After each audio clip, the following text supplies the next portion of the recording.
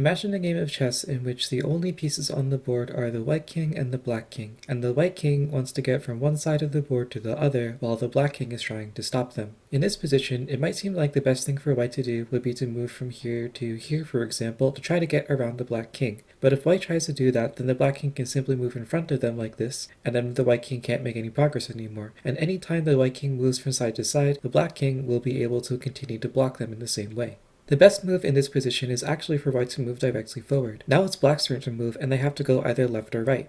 And whichever way they go, white can go up in the other direction and slip past the king. Black can now try to move back in front of the white king, but the white king can keep moving up like this. Alternatively, if white reaches the edge of the board like this, they can simply move directly in front of the black king again and start the process over.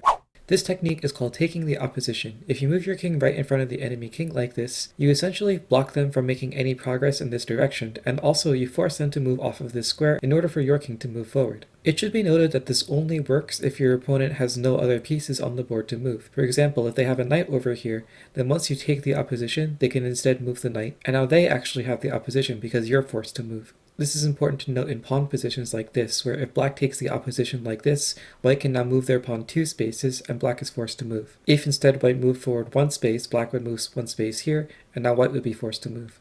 So why is this important? Well, the king doesn't really care about reaching the other side of the board, but there is a piece that does care. The pawn. The pawn cares a lot about whether or not it can reach the other side of the board, because if it can, then it can promote. So when it comes to the king-pawn versus king endgame, the idea is for the white king to try to clear a path for this pawn to break through. Let's apply what we've learned to this position. If the white king moves directly forward like this, then the black king will be forced to move to one side or the other. Let's say this side. And now if the white king moves here, the black king has to move again, and now the white king can move forward like this. So the white king manages to gain a little bit of ground on the black king. Now let's say the black king moves here, the white king can move here, and continue to advance like this. If the black king tries to move down to take the pawn, then the pawn can just move forward and occupy this square and force the king to back off again.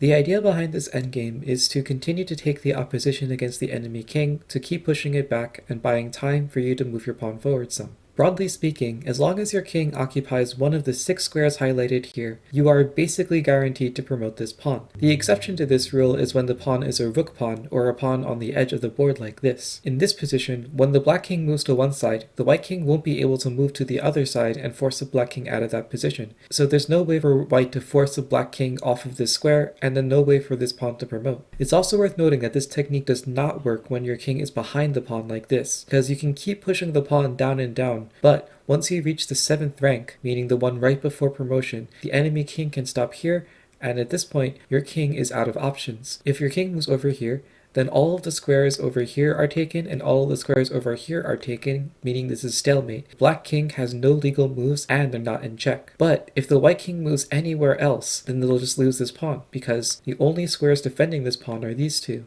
And this one, but is defended by the enemy king. So if your king ends up stuck behind the pawn like this, you actually can't force a win, and instead you end up in a draw. That's why it's important to try to keep your king in front of the pawn like this. As long as you keep your king in front, you're basically guaranteed to win. That's all for this video. Thanks for watching.